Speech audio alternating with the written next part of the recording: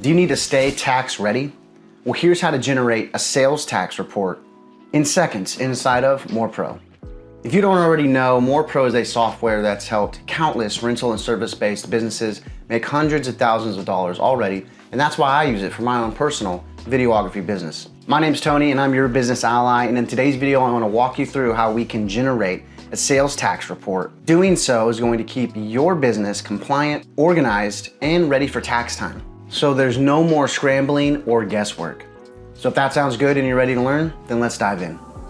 All right, so we're talking about how to generate a sales tax report. We've logged into the MorePro software. We're on the dashboard.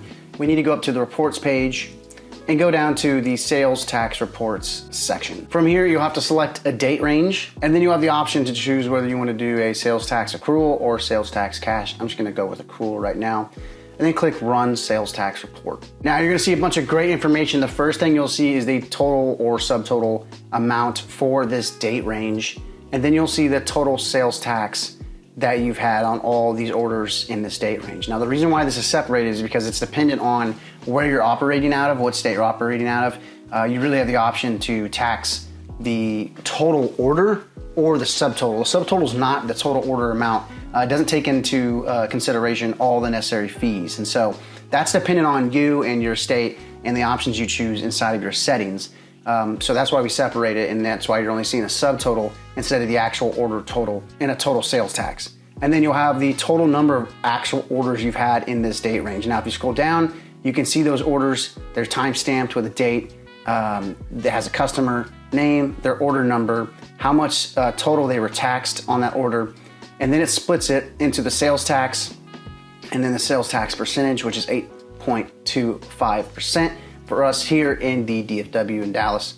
And then it tells you what kind of type of tax this was. So was it subtotal only or total? And that again is dependent on where you're operating out of.